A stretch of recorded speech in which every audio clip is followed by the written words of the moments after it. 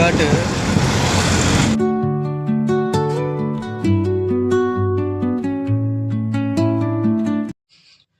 మనమైతే అద్దంకిలో బండి రిపేర్ అయితే అయిపోయిందండి. రిపేర్ చేయించుకొని మనమైతే బయలుదేరి వెళ్తున్నాము. వెళ్ళే దారిలో మనకి ఒక ఘాట్ అయితే తగిలిద్ది.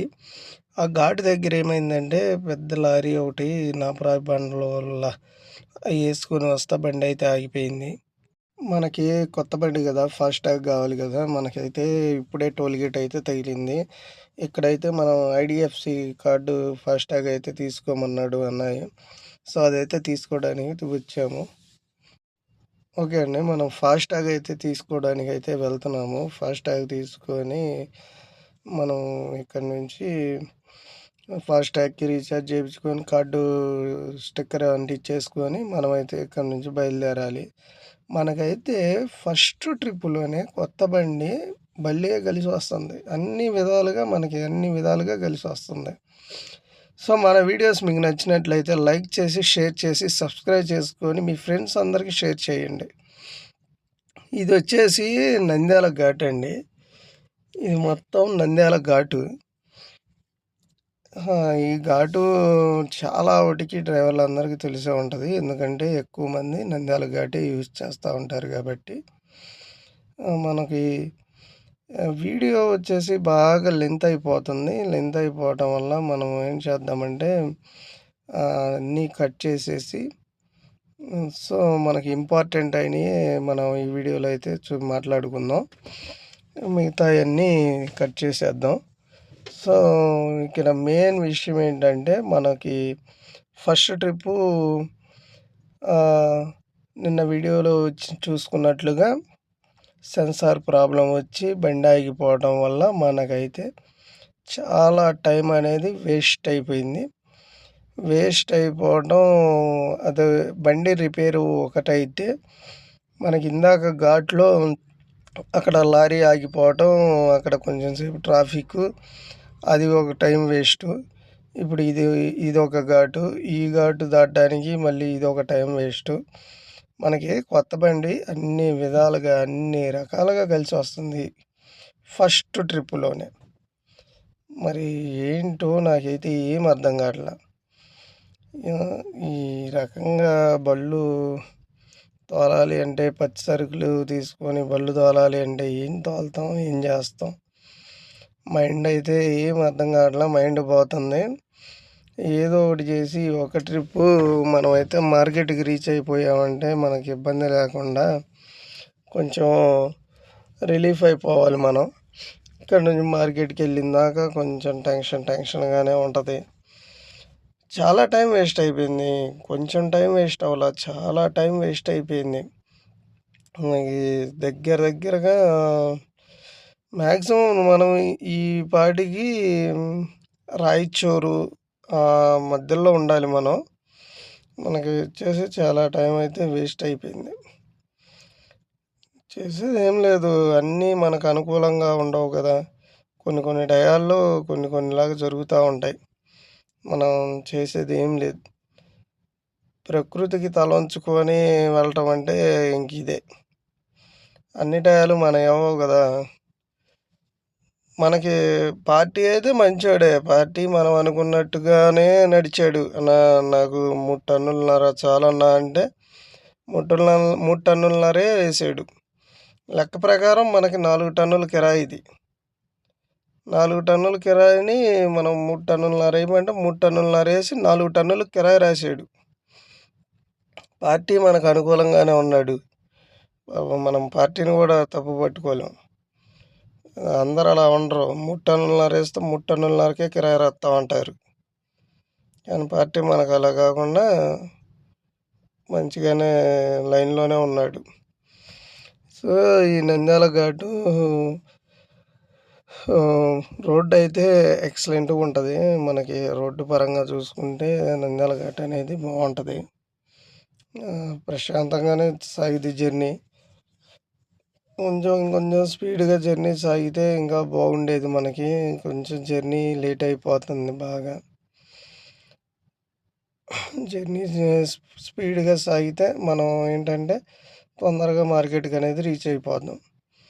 మనకి మార్కెట్‌కి నాకు తెలిసి మనం మార్కెట్‌కెళ్ళేసరికి రేపు మధ్యాహ్నం 1:00 టైమైతే అయిద్ది. లారీలు చూసారా ఎలా వస్తున్నాయో? అసల ఇలాంటి కటింగుల్లో అలా డ్రైవ్ చేయటం అదొక హార్ట్. నిజంగా ఒక డ్రైవర్‌కయితే చాలా ఎక్సైట్‌మెంట్‌గా ఉంటది.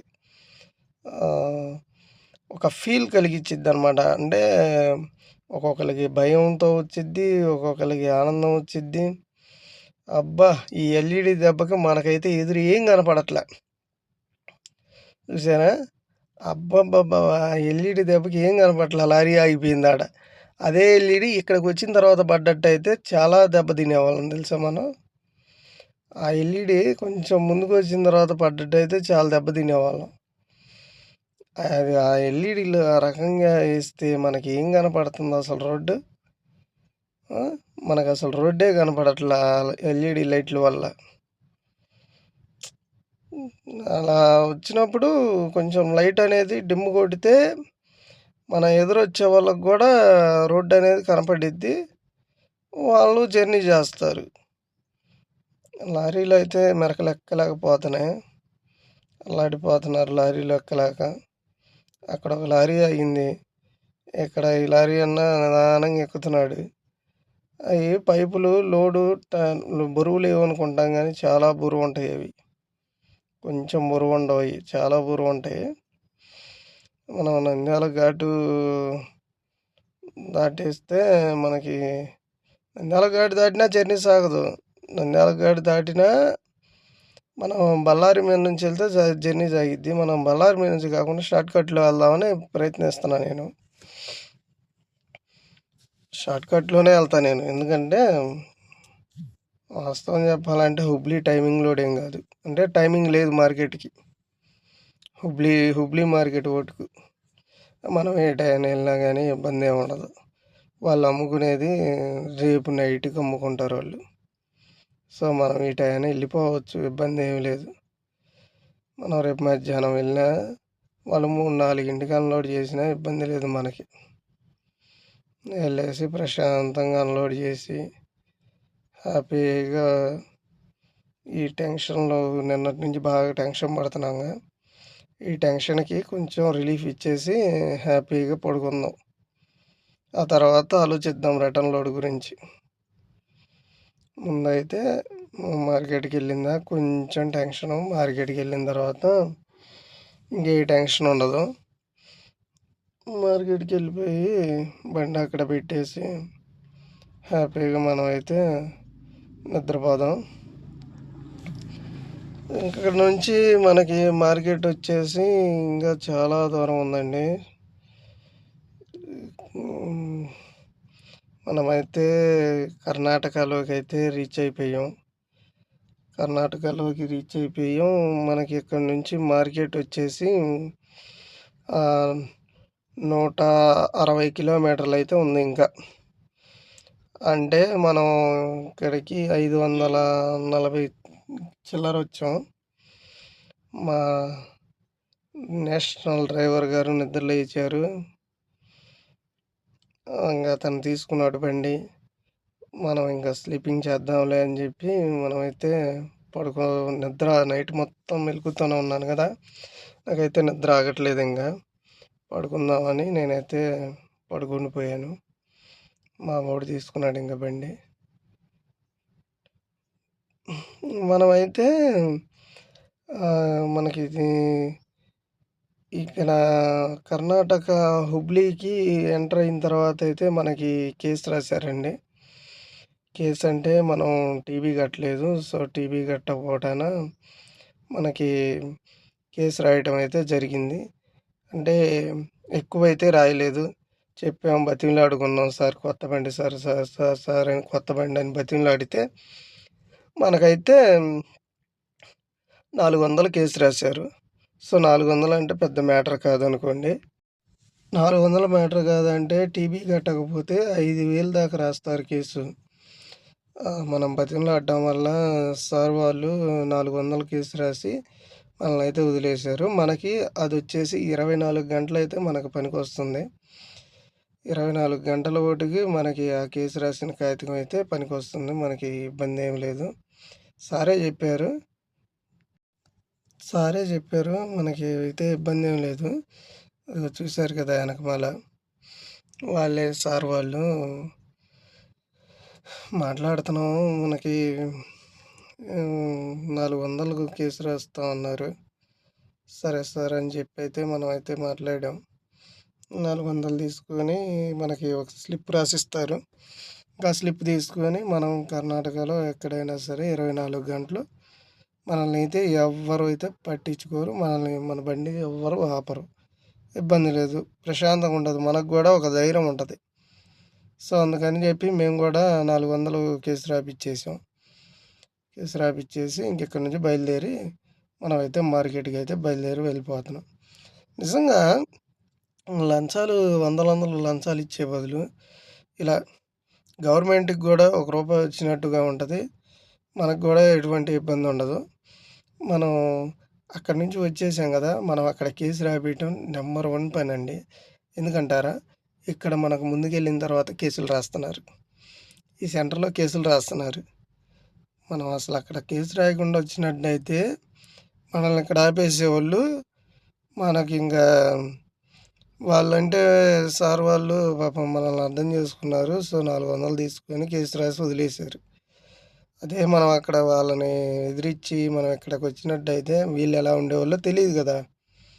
సో, మనకి ఎక్కడైతే అనుకువగా ఉంటదో మనం అక్కడ మనం ఒక రూపాయి వదులుకున్నా సరే మనకు అనుకూలమైన చోట అనుకూలమైనట్టుగా మనమైతే నడుచుకోవటం చాలా వాటికి మంచిది. సో, మనమైతే హుబ్లీకైతే రీచ్ అయిపోయాం. చూద్దాం మనమైతే మార్కెట్‌కైతే రీచ్ అయిపోయాము. కాటాపేటకొచ్చాము బండి. కాటాపేటకొచ్చాము.